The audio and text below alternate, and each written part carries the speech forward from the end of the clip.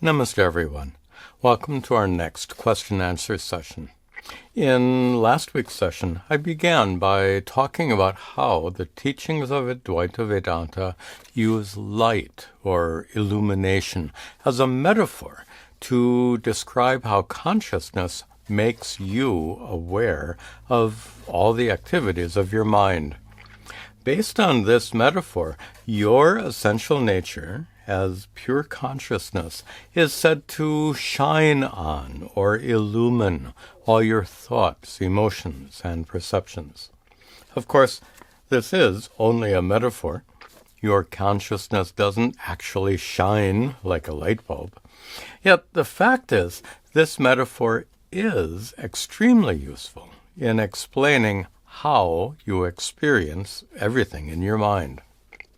But as we saw last week, this metaphor, like all metaphors, is not perfect, not a perfect representation. It actually has a crucial defect. It introduces a kind of duality, a duality between illuminator and illuminated, a duality between observer and observed.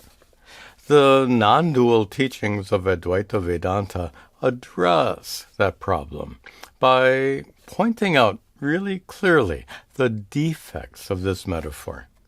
And then these teachings shift and use another metaphor. Let's discuss that alternative metaphor right now. First of all, you know very well that your body is made of stuff, atoms, molecules, and so on. But what are your thoughts made of? What are vrittis made of? Vrittis, as you'll remember, are mental events, all the thoughts, emotions, and perceptions that arise in your mind. Now, to bring in the alternative metaphor, like this pot is made of clay, all the vrittis in your mind are made of consciousness, pure consciousness, the consciousness that is your essential nature. That vrittis are made of consciousness is really not too surprising. If you see a pot like this while you're dreaming at night, what is that pot made of? It's not made of clay. It's made of consciousness. In the same way, the image of this pot that has arisen in your mind right now is not made of clay. It, too, is made of consciousness. Here's how Vedanta explains it. This pot is just a form of clay. Clay is the actual thing, the substance, the material. We could say that clay is the content of the pot. We can also say that when clay assumes this particular form, it becomes a pot. In the same way, when consciousness assumes a particular form in your mind, it becomes a vritti. For example, when consciousness assumes this form in your mind, it becomes a pot vritti, a perception, an image of a pot in your mind. And when consciousness assumes the form of words or ideas in your mind, it becomes a thought vritti, a mental cognition. And when consciousness assumes the form of happiness or sadness in your mind, it becomes a feeling, an emotion. This alternative metaphor resolves the duality problem that we saw before. Here, there's no duality between pot and clay. There's only clay in the form of pot. In the same way, there's no duality between vritti and consciousness. There's only consciousness in the form of a vritti. Both of these metaphors are used to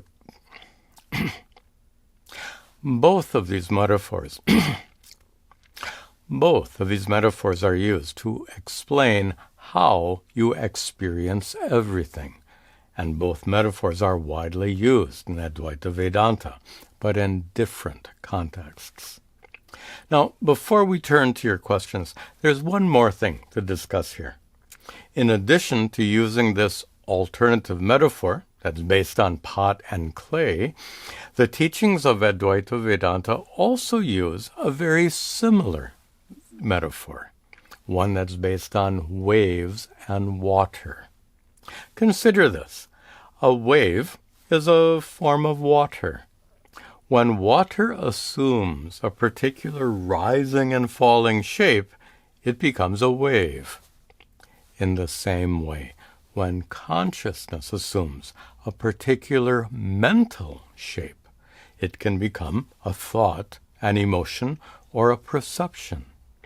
In this way, everything that you experience, all your vrittis, all the mental events, they're all like waves of consciousness, waves that rise and fall in the pure consciousness that's your essential nature. But don't leap to the wrong conclusion here, that consciousness is somehow affected by all those waves. No matter how turbulent the ocean becomes during a raging storm, water itself remains unchanged. And no matter how turbulent your mind becomes during a raging storm of anger or frustration, pure consciousness in the same way remains unchanged. The video you watched on the still point in the center of the storm discussed this in quite a bit of detail. Okay, let's turn to your questions now. We have a lot of questions, as always, so I apologize in advance if I don't get to yours. The first question comes from Jose, who lives in Venezuela. Jose asks, he begins by saying, I use relaxing music as an alambana during meditation. Alambana is a technical yogic term, Sanskrit term, for what you hold on to during meditation. Translate alambana as object of meditation. Jose uses music as an alambana during meditation, which is not one of the techniques from the course in meditation, which I've asked you to watch. It's something that Jose does on his own. And I don't promote the use. I don't suggest that you use music during meditation for a whole variety of reasons. And Jose himself has a problem with it. He says, I notice that energy seems to wake up in my feet and rise up through my body, and I shake so much when he listens to music during meditation. And Jose asks, should I stop such a practice? Again, I really don't recommend using music during meditation. For a whole lot of reasons, I would rather not get into the details of those reasons right now. But for the time being, confine yourself to the techniques I teach in that course in meditation. After you finish the course, then you can experiment in any way you want, including using music. If you find music works well for you, that's okay. But maybe make that exploration later while you're engaged in this course. Why don't you stay with that course in meditation and its techniques for the time being? You can always come back to music at a later date. Next question comes from Sheila. Sheila lives in Florida. She asks, is it better to find your own mantra or have a mantra selected by a guru? Both are fine. You can certainly choose a mantra that you are inclined to use. If you have a relationship with a guru and a particular guru who gives mantras as a form of formal initiation, you can certainly ask that guru. I have to mention here, I am not that kind of guru. I do not give mantras as a form of formal initiation. Rather, I prefer to give you a whole variety of mantras and then invite you to choose whichever mantra you like best. Next question comes from Manjula, who lives in Atlanta. After practicing that So-hum meditation, which is one of the lessons in that course in meditation, she says that I find breathing plus affirmation of So-hum continue to play on for several minutes in her mind after she's done with the practice. That is, that So-hum continues to be repeated automatically in her mind after the practice. She asks, is that okay? It's natural, it's normal, and certainly it's okay. You don't have to do anything to keep it going. The purpose of this practice is not to have So-hum ringing in your mind throughout the day. But if it persists after meditation is over, that's perfectly fine. And I think it's pleasant to have that beautiful statement ringing in your mind for a while. Next question on meditation comes from Ashwini, who lives in Texas. She talks about what happens when we calm down our minds completely. Then all that remains is you, the true self, the inner divinity, the consciousness. That is vast. Correct. My question is, Ashwini asks, the you or I that remains in meditation, does it have an I-ness to it? Can I relate myself to it? Or is it just a dark, silent, infinite vastness without any kind of I-ness to it? I-ness is that, in Sanskrit, I-ness we say ahankara, ego. Ego is that sense of being an individual person. I, me. I have a body. I have a mind. I am meditating. That's ego, not consciousness. What remains in meditation is just consciousness, and sometimes consciousness without I-ness. Often consciousness is present with I-ness. Let me demonstrate. If you're meditating and your mind becomes silent, if I-ness is present in deep meditation when your mind is silent, if I-ness remains present, your experience is, I am aware of silence, not with words. In fact, during meditation, there's no words. After meditation is over, you then say, oh, I experienced myself observing silence. Sometimes I-ness goes away in meditation, in more advanced forms of meditation. In fact, at the end of the course in meditation, we get into this deeper kinds of meditation, forms of samadhi, including one kind of samadhi in which that sense of I-ness disappears. And when you're meditating in silence, and that feeling of I-ness disappears, all that remains is consciousness. Vast consciousness, limitless, without any attributes, without any characteristics, which is why we call it pure consciousness. Okay, those are questions on meditation. A few other questions here, short questions. From Usha, who asks about recognition. Recognition of our true nature is moksha. That's something I've taught many times. To recognize your true nature as pure consciousness is enlightenment, is moksha. Usha asks, is recognition an experience? Yes, but it's not helpful to call it an experience. More specifically, recognition is knowledge. You recognize, when you look in the mirror, you can say you have the experience of yourself, but to recognize yourself in the mirror means you know, oh, that is me. That is me is knowledge. So better to that recognition, better to call it knowledge, a form of immediate knowledge, rather than calling it an experience. Next question from Rakesh, who lives nearby here in New Jersey. Rakesh says, are only human beings capable of achieving moksha, liberation? Yes, but I would say only human beings need liberation, moksha. Remember, enlightenment is a solution to the problem of suffering. And you will recall our definition of suffering. Pain and suffering are different.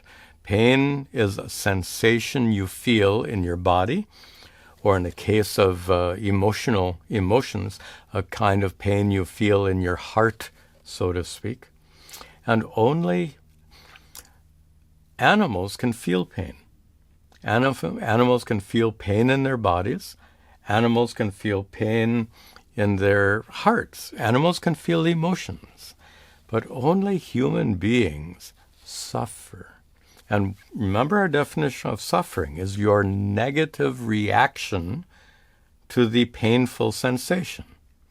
So when you have a headache, that hurts, but then when you say, oh, I can't stand this headache is driving me nuts, when will this headache go away? That reaction is called suffering. In the same way, you can have a negative reaction to painful emotional sensations.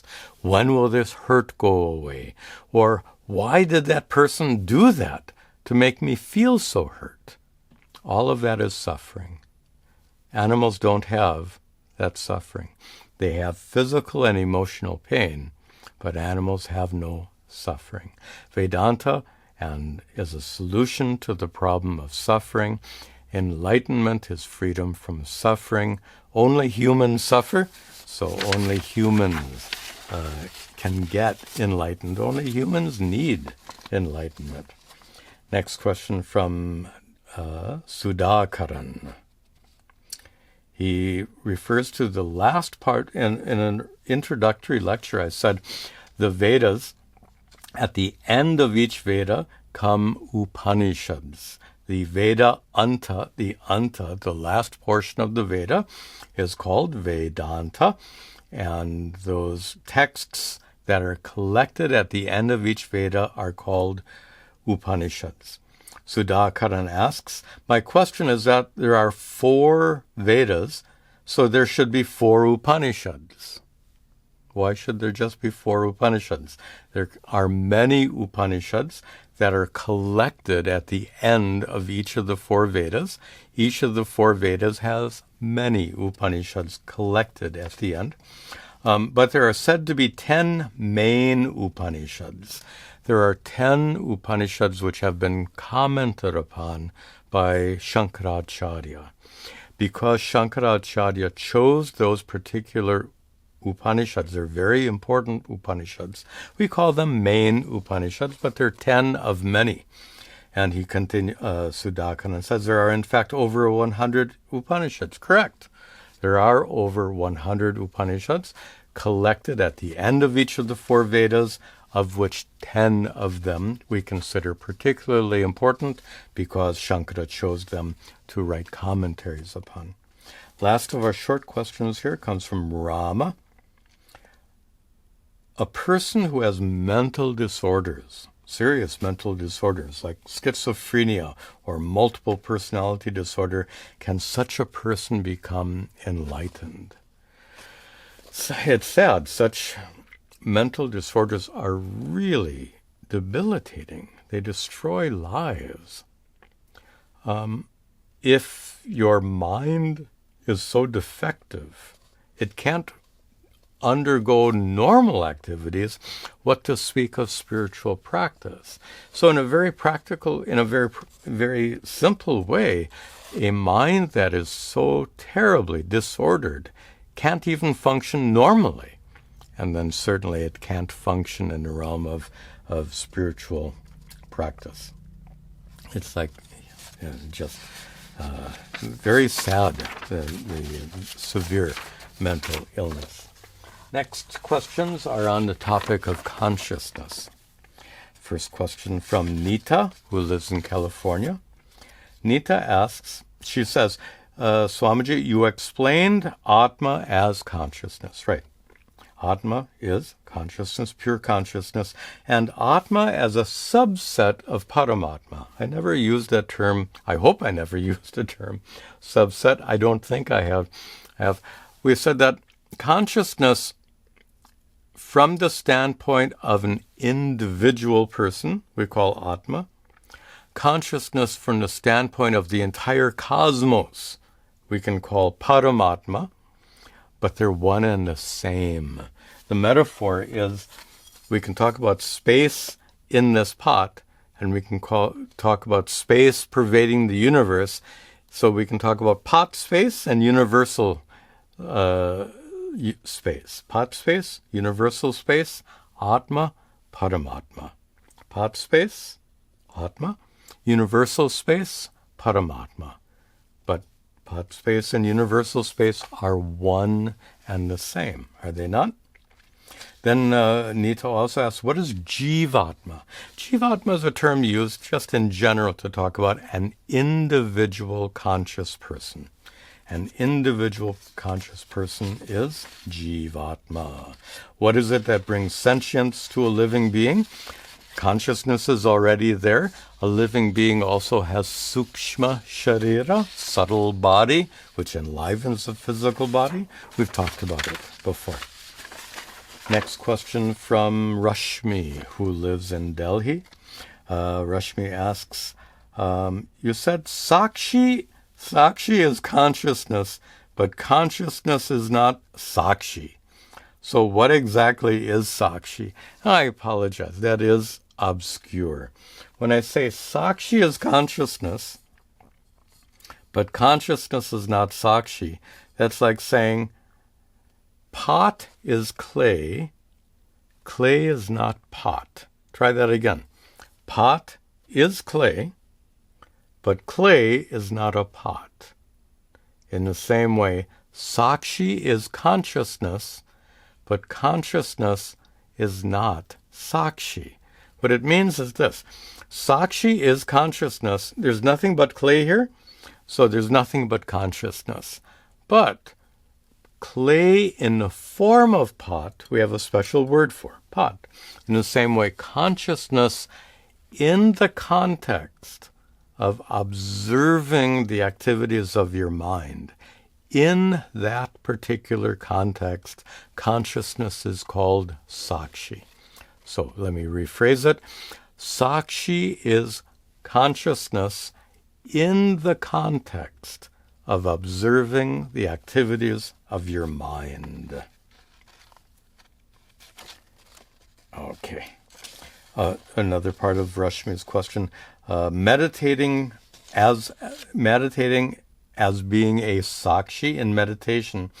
When you perform Sakshi Bhava meditation, meditation in which you just observe your mind, isn't Sakshi also being observed? Observing thoughts. In fact, we've discussed this before. If you observe the observer of your thoughts, then that observer can be observed. The observer of the observer can be observed. The observer of the observer of the observer of your thoughts can be observed. It's silly, right? That's not your experience. In your experience, you, as a single conscious being, are aware of your thoughts. That consciousness we call Sakshi. That Sakshi is not observed. That Sakshi is only the observer. One more question on consciousness comes from Dennis, who lives in France. Dennis asks, consciousness is defined as that which reveals mental activities, the sensations, thoughts, and emotions in your mind. That's correct, but to say consciousness is defined as that which, remember, the consciousness we're talking about is your essential nature. Don't make the mistake. I'm not saying Dennis is making this mistake, but many people do. We turn consciousness into an idea, a concept. There is a thing called consciousness that reveals the activities of your mind. That's true, but it's not helpful. It's so much more helpful to say, I am that consciousness that reveals the thoughts, emotions, and sensations in my mind. Okay. Then Dennis goes on to say that referring to my teaching, that that consciousness becomes manifest in the mind of all living beings. Could you please help me understand what is meant by the expression, consciousness becomes manifest? Consciousness becomes manifest.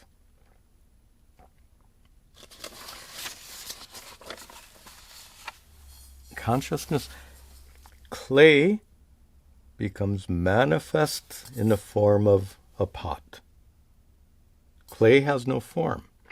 But when we add form to clay, that formless clay appears as a pot. Formless clay becomes manifest in the form of a pot. Or I gave the water wave example before. Water has no form, but water can become manifest in the form of a wave.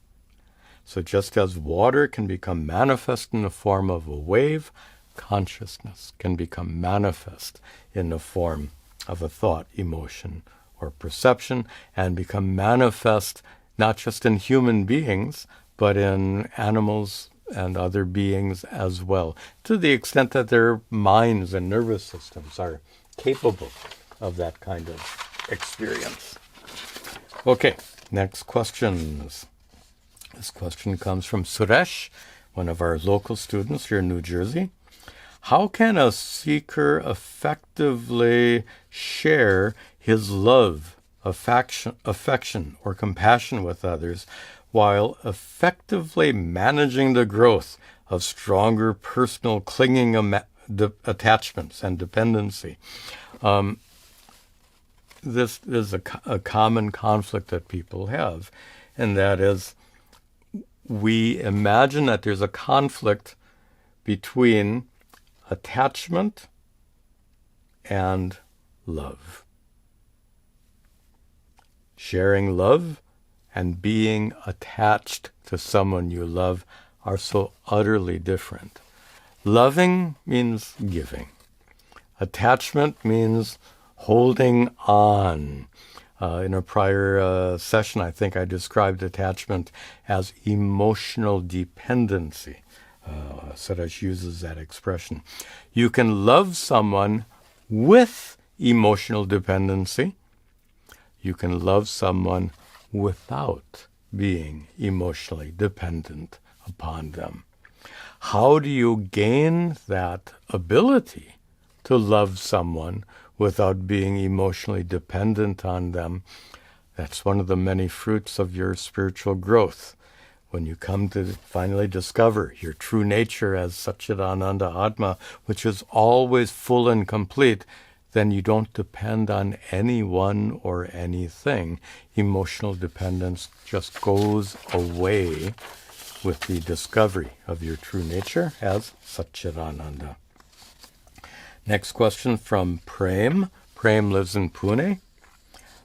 Prem asks, you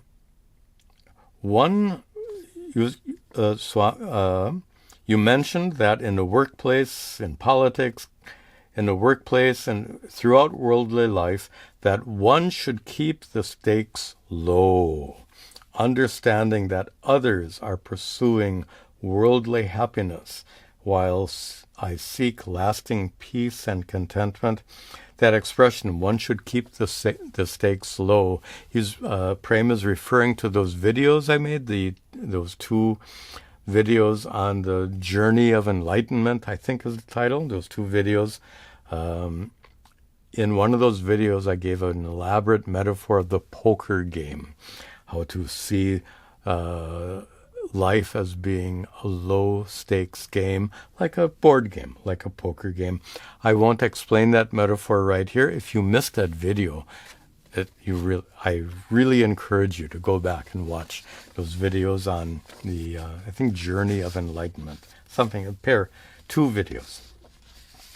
So Prem's question is, how is this different from suppressing my emotions or psychologically avoiding hurt by hiding behind spirituality? These are problems. People do suppress their emotions.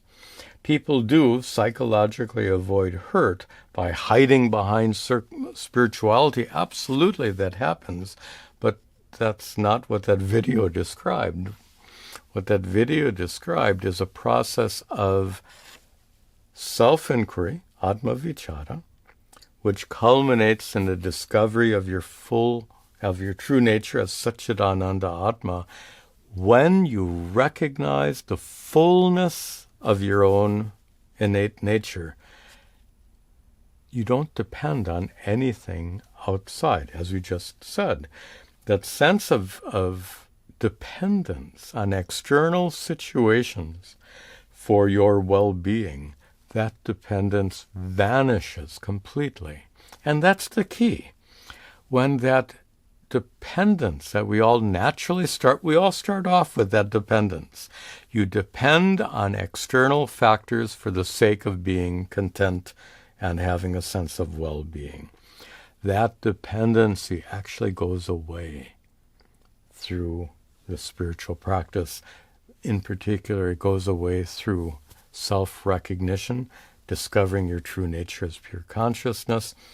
When that takes place, life becomes like a low-stakes game. Everything becomes easy to handle, and then you don't have to repress emotions, because why be afraid of emotions? Emotions can't hurt you. Emotions can't threaten you. And you don't have to avoid hurt by hiding behind spirituality, because you won't even feel hurt. If there's no dependence on external situations for your well-being, there's no question of feeling hurt. I hope that answers Prem's question. The last questions are on the Bhagavad Gita, which are now part of our course. We've seen just the first few chapters of the Bhagavad Gita. With regard to those first chapters, Sanjay has a question. He asks, what is the purpose of the first chapter of the Bhagavad Gita? The name of the first chapter, as you might remember, is Arjuna Vishada Yoga. The Vishada means sadness. Arjuna Vishada is Arjuna's sadness. Arjuna Vishada Yoga. Now, when chapters are called, so Arjuna is asking, what is the purpose of the first chapter? Perhaps Sanjay thinks that the term yoga means spiritual practice, so that the title, Arjuna Vishada Yoga, means a practice of being sad like Arjuna. That's not at all what it means. In chapter titles of the Bhagavad Gita, like there's Karma Yoga, there's Sannyasa Yoga, there is Dhyana Yoga, meditation are chapter names. Karma Yoga is chapter 3, Sannyasa Yoga is chapter 5, Dhyana Yoga is chapter 6, Bhakti Yoga is chapter 12. These are spiritual practices, but in the chapter names, the word yoga doesn't mean spiritual practice. Yoga is simply used to indicate a chapter. So Bhakti Yoga is not the practice. The chapter 12, called Bhakti Yoga, is not really translated as the yoga of bhakti, but rather the chapter on bhakti. Chapter 6 is the chapter on meditation, Dhyana Yoga. Chapter 3 is the chapter on karma, Karma Yoga. Chapter 1 is the chapter on Arjuna Vishada, on Arjuna's sadness.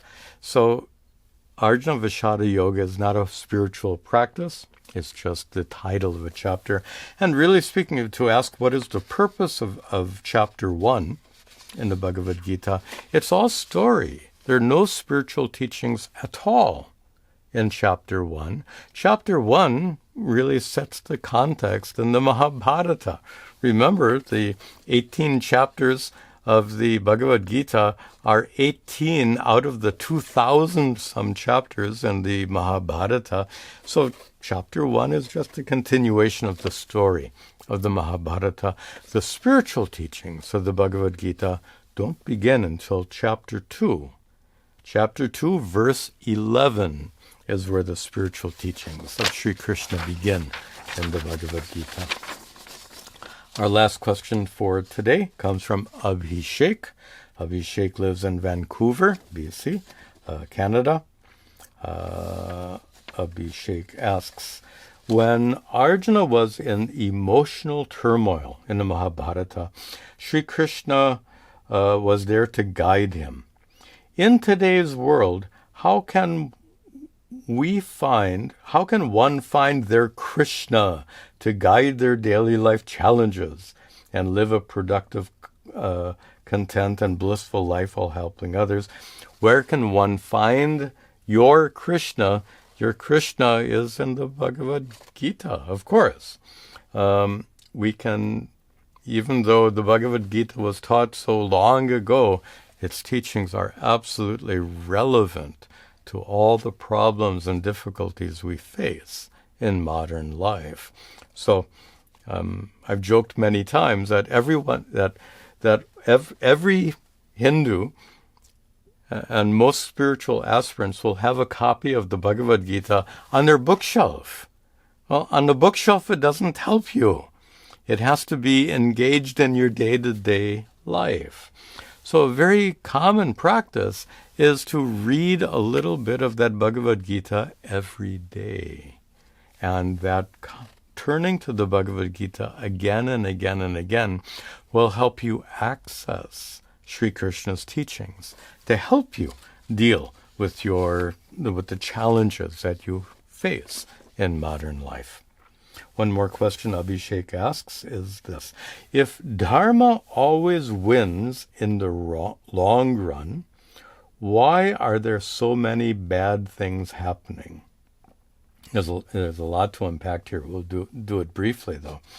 Dharma does win in the long run because Dharma is